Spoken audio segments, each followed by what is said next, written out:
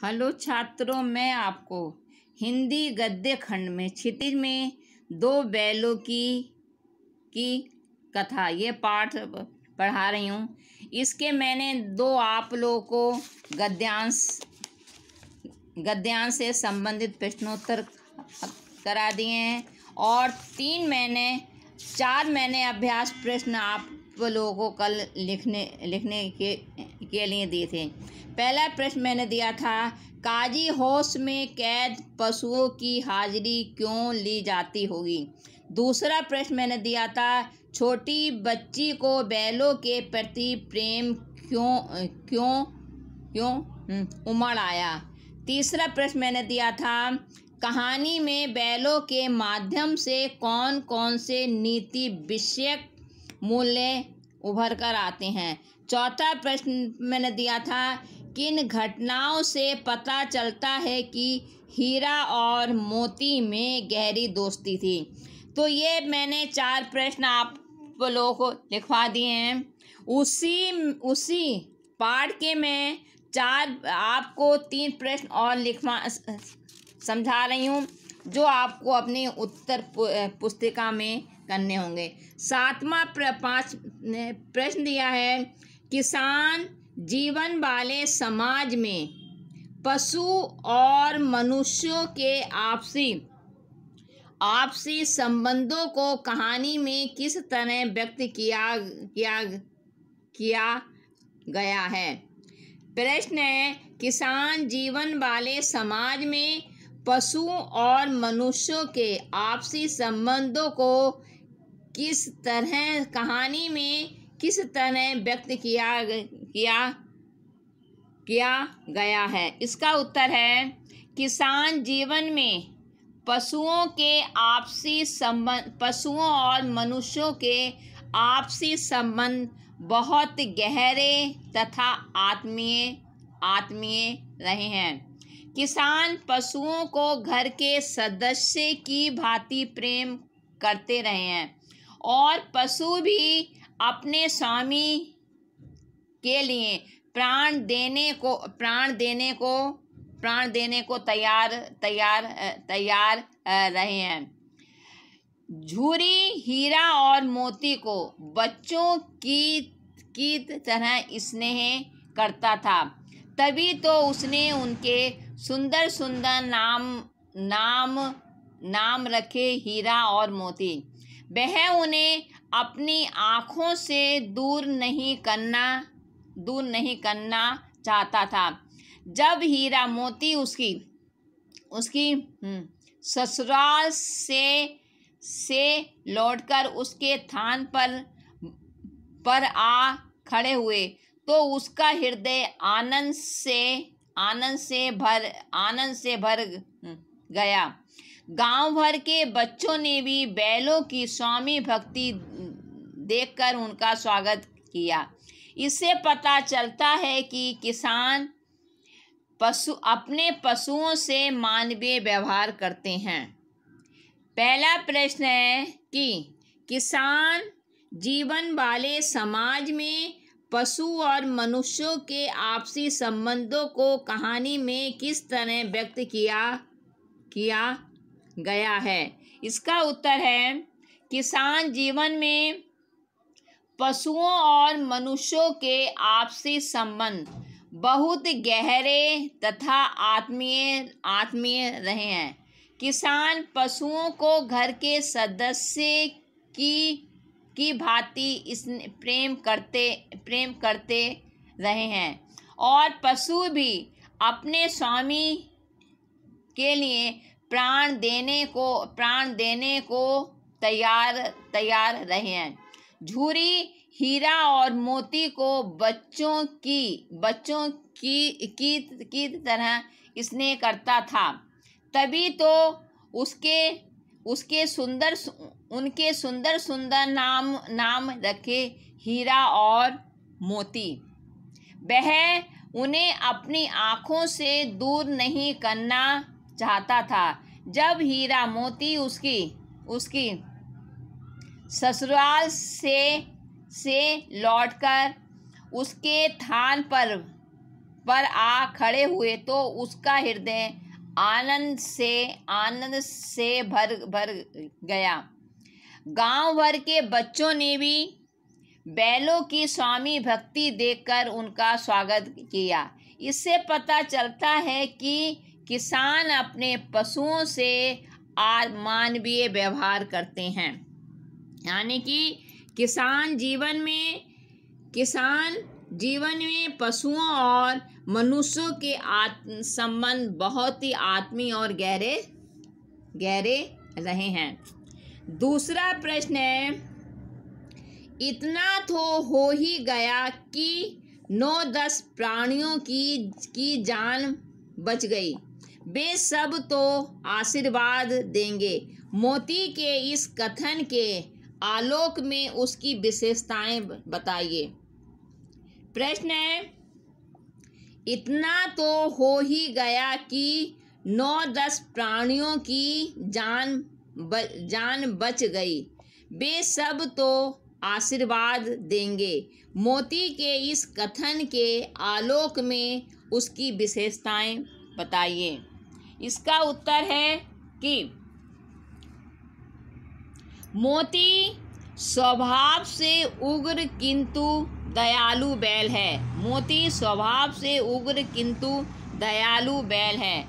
वह किसी पर अत्याचार होते देखकर उग्र हो उठता है। वह अत्याचारी से भिड़ जाता है। काजी होश में भी उसने कैद पशुओं पर दया करके बाड़े की दीवार तोड़ डाली और उन्हें आज़ाद कर दिया। इस पर हीरा ने उसे सचेत किया कि अब उस पर मुसीबतें आएंगी। उसे भी रस्सियों से बांध दिया जाएगा। तब मोती ने गर्व से कहा, ऐसा बंधन मुझे स्वीकार है। कम से कम मेरे बंधने से यह तो हुआ कि 9-10 प्राणियों की 9-10 जानवरों की जाने बच गईं। अब वे सारे मुझे आशीर्वाद देंगे। इस कथन से मोती की दयालुता, उग्रता तथा बलिदान भावना का ज्ञान होता है।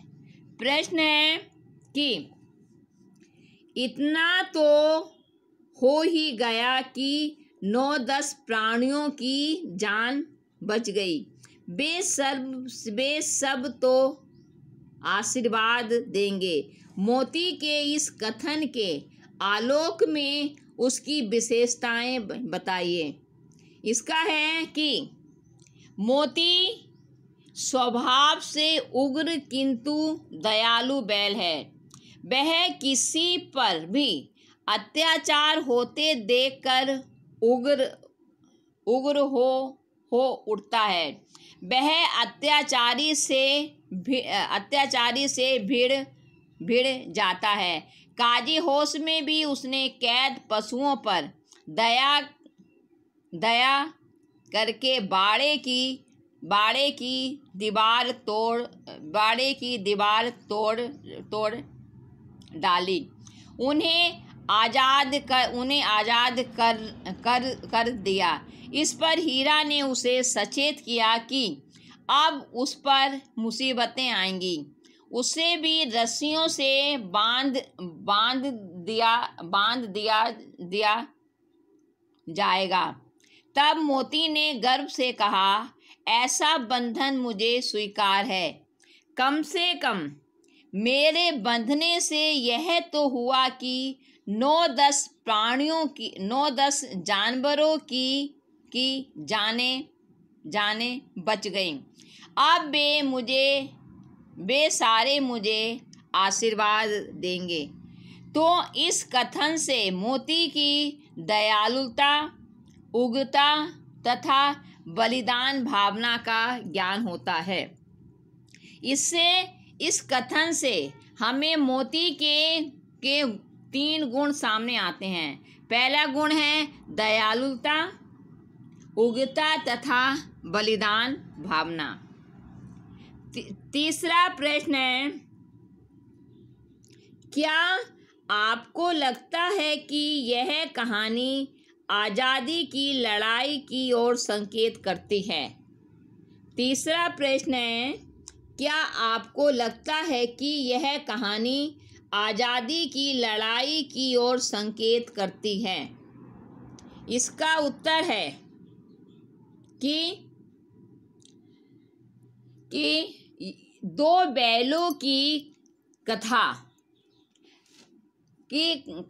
कहानी अप्रत्यक्ष रूप से आंदोलन से जुड़ी है।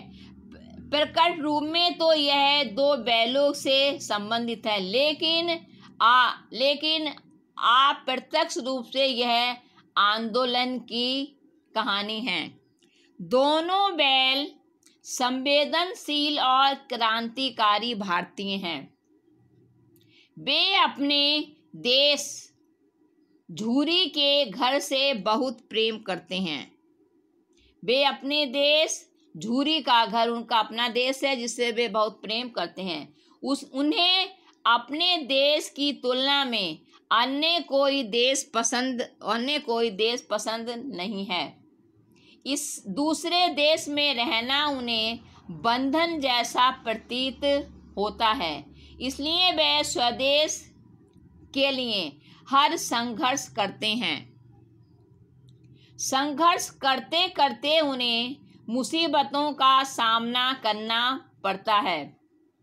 वे हर मुसीबत में संगठित होकर लड़ते हैं, इसलिए हर बाधा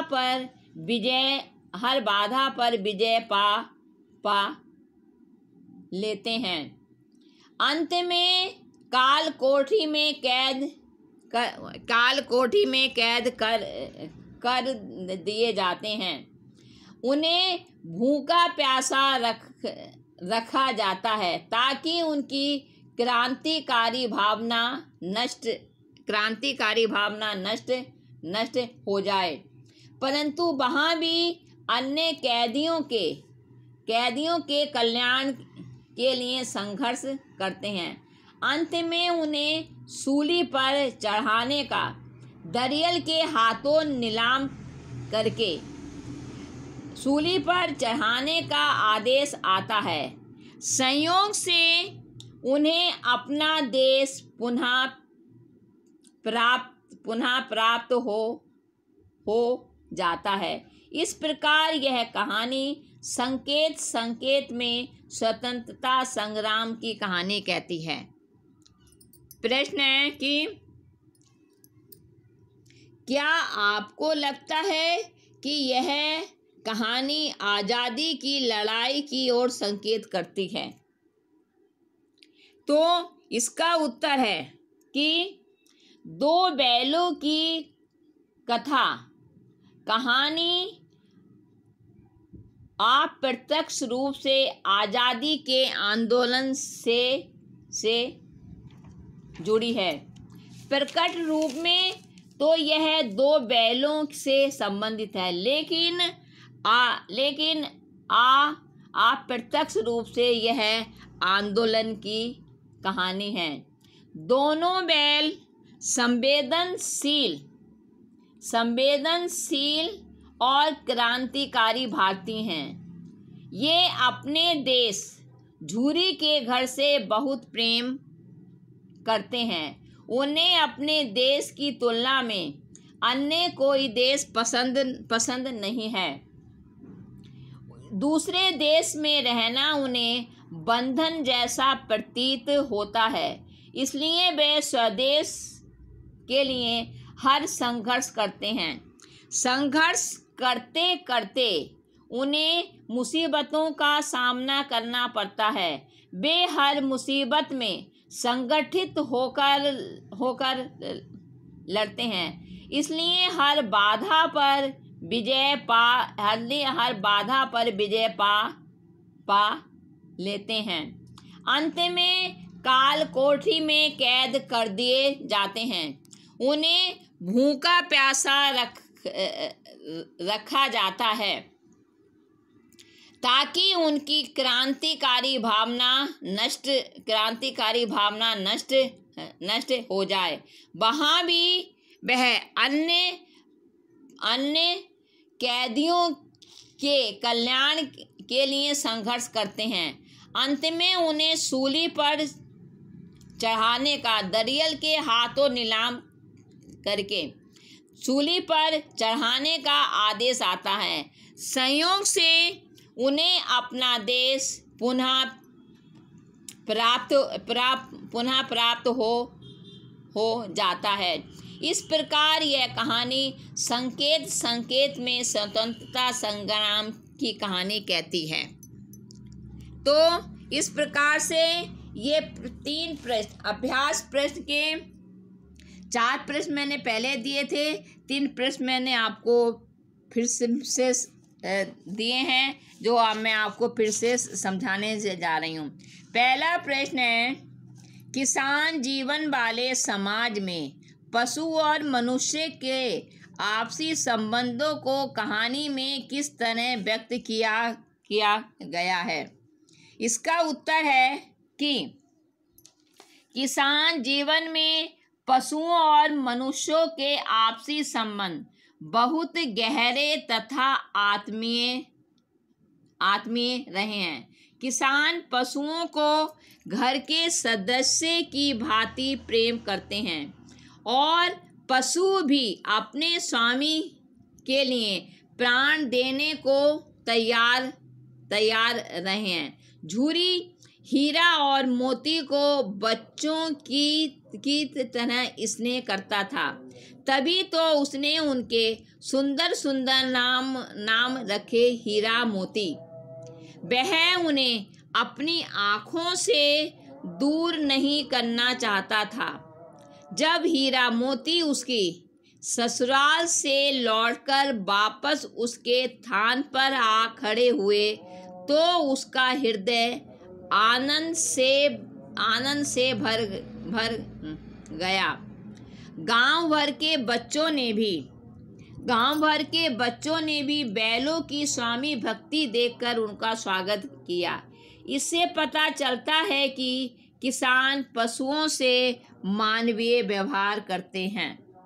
फिर से ये आंसर समझा रही हूँ मैं। प्रश्न है, किसान जीवन वाले समाज में पशु और मनुष्यों के आपसी संबंधों को कहानी में किस तरह व्यक्त किया गया है? इसका उत्तर है, किसान जीवन में पशुओं और मनुष्यों के आपसी संबंध बहुत गहरे तथा आत्मीय रहे हैं। किसान पशुओं को घर के सदस्यों की भांति प्रेम करते रहे हैं और पशु भी अपने स्वामी के लिए प्राण देने को तैयार रहे हैं। झूरी हीरा और मोती को बच्चों की तरह स्नेह करता था, तभी तो उसने उनके सुंदर नाम रखे हीरा मोती। वह उन्हें अपनी आँखों से दूर नहीं करना चाहता था। जब हीरा मोती उसे उसकी ससुराल से लौटकर वापस उसके थान पर आ खड़े हुए तो उसका हृदय आनंद से भर गया। गांव भर के बच्चों ने भी बैलों की स्वामी भक्ति देखकर उसका स्वागत किया। इससे पता चलता है कि किसान अपने पशुओं से मानवीय व्यवहार करते हैं। तो इस प्रश्न का उत्तर है जो आपको मैंने समझा दिया कि किसान जीवन में पशुओं और मनुष्यों के आपसी संबंध को कैसे व्यक्त किया गया। दूसरा प्रश्न है, इतना तो हो ही गया कि 9-10 प्राणियों की जान बच गई, वे सब तो आशीर्वाद देंगे। मोती के इस कथन के आलोक में उसकी विशेषताएं बताइए। दूसरा प्रश्न है, इतना तो हो ही गया कि 9-10 प्राणियों की जान बच गई, वे सब तो आशीर्वाद देंगे। मोती के इस कथन के आलोक में उसकी विशेषताएं बताइए। इसका उत्तर है कि मोती स्वभाव से उग्र किंतु दयालु बैल है। इस उत्तर में आपको मोती के जो विशेषता है, मोती के जो गुण हैं वो आपको बताने हैं। इसका उत्तर है, मोती स्वभाव से उग्र किंतु दयालु बैल है। वह किसी पर भी अत्याचार होते देखकर उग्र हो उठता है। वह अत्याचारी से भिड़ जाता है। काजी होश में भी उसने कैद पशुओं पर दया करके बाड़े की दीवार तोड़ डाली जब और उन्हें आजाद कर दिया। इस पर हीरा ने उसे सचेत किया कि अब उस पर मुसीबतें आएंगी, उसे भी रस्सियों से बांध दिया जाएगा। तब मोती ने गर्व से कहा, ऐसा बंधन मुझे स्वीकार है। कम से कम मेरे बंधने से यह तो हुआ कि 9-10 प्राणियों की जानें बच गईं। अब वे सारे मुझे आशीर्वाद देंगे। इस कथन से मोती की दयालुता, उग्रता तथा बलिदान भावना के दर्शन होते हैं या बलिदान भावना का ज्ञान होता है। दूसरा प्रश्न है, इतना तो हो ही गया कि 9-10 प्राणियों की जान बच गई, वे सब तो आशीर्वाद देंगे। मोती के इस कथन के आलोक में उसकी विशेषताएं बताइए। इसका उत्तर है, मोती स्वभाव से उग्र किंतु दयालु बैल है। वह किसी पर भी अत्याचार होते देखकर उग्र हो उठता है। वह अत्याचारी से भिड़ जाता है। काजी होश में भी उसने कैद पशुओं पर दया करके बाड़े की दीवार तोड़ डाली और उन्हें आजाद कर दिया। इस पर हीरा ने उसे सचेत किया कि अब उस पर मुसीबतें आएंगी, उसे भी रस्सियों से बांध दिया जाएगा। तब मोती ने गर्व से कहा, ऐसा बंधन मुझे स्वीकार है। कम से कम मेरे बंधने से यह तो हुआ कि 9-10 प्राणियों की जानें बच गईं, वे सारे मुझे आशीर्वाद देंगे। इस कथन से मोती की दयालुता, उग्रता तथा बलिदान भावना का ज्ञान होता है। तो इस प्रश्न के उत्तर में हमें मोती के जो गुण हैं उनको हमें बताना है। फिर तीसरा प्रश्न है, क्या आपको लगता है कि यह कहानी आज़ादी की लड़ाई की ओर संकेत करती है? तीसरा प्रश्न है, क्या आपको लगता है कि यह कहानी आज़ादी की लड़ाई की ओर संकेत करती है? इसका उत्तर है कि दो बैलों की कथा कहानी अप्रत्यक्ष रूप से आज़ादी के आंदोलन से जुड़ी है। प्रकट रूप में तो यह दो बैलों की कहानी है, लेकिन परोक्ष रूप में अप्रत्यक्ष रूप से यह आंदोलन की कहानी है।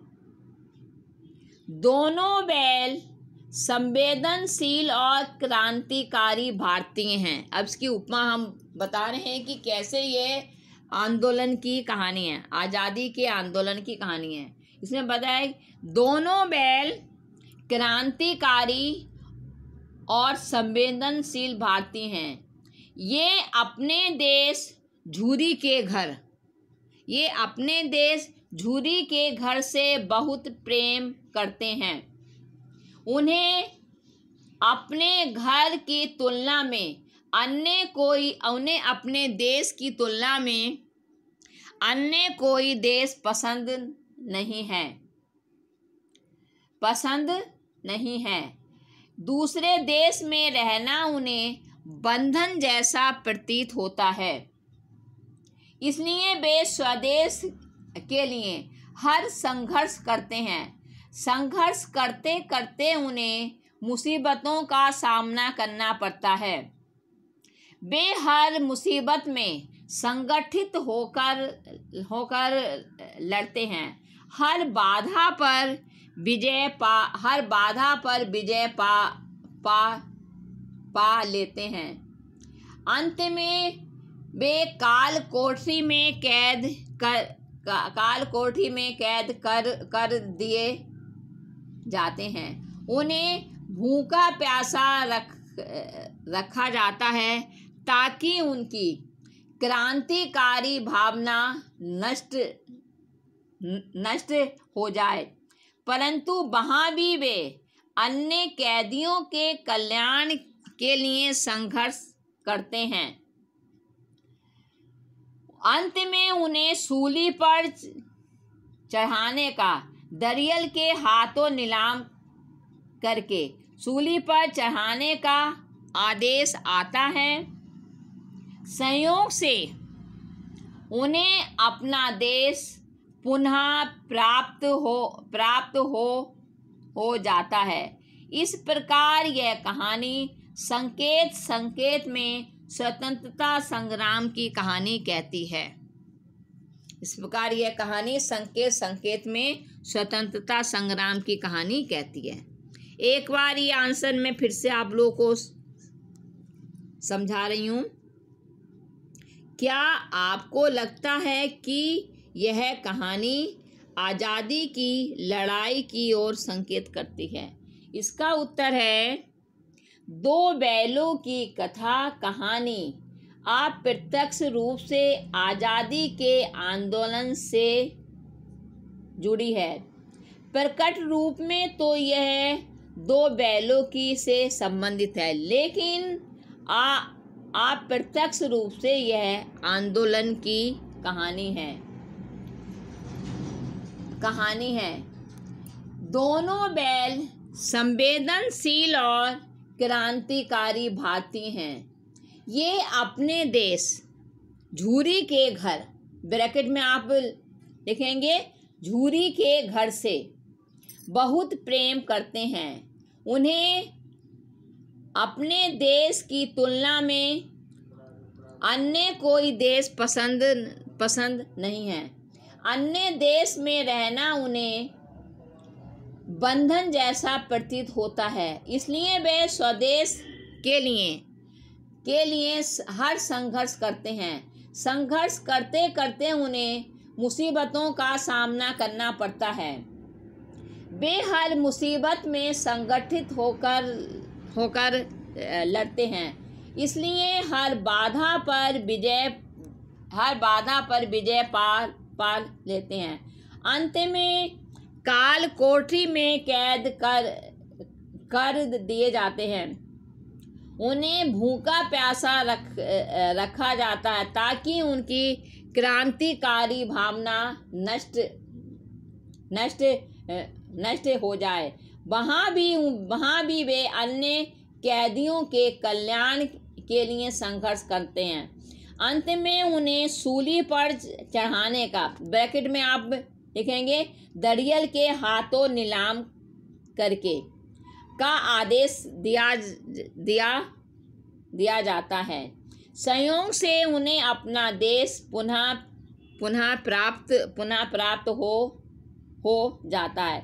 इस प्रकार यह कहानी संकेत में स्वतंत्रता संग्राम की कहानी कहती है। तो इस प्रकार से 3 प्रश्न मैंने आपको दिए हैं। अभ्यास प्रश्न: किसान जीवन वाले समाज में पशुओं और मनुष्यों के आपसी संबंधों को कहानी में किस तरह व्यक्त किया गया है। दूसरा प्रश्न है, इतना तो हो ही गया, 9-10 प्राणियों की जान बच गई, वे सब तो आशीर्वाद देंगे। मोती के इस कथन के आलोक में उसकी विशेषताएं बताइए। तीसरा है, क्या आपको लगता है यह कहानी आज़ादी की लड़ाई की ओर संकेत करती है। तो इस प्रकार से अभ्यास पृष्ठ करा के आज ही आपका पाठ समाप्त हो गया। ये आपको 26 तारीख को काम में भेजूंगी। तो आपको जो है अगले दिन 6 बजे तक मेरे व्हाट्सएप नंबर पर भेजना होगा। धन्यवाद।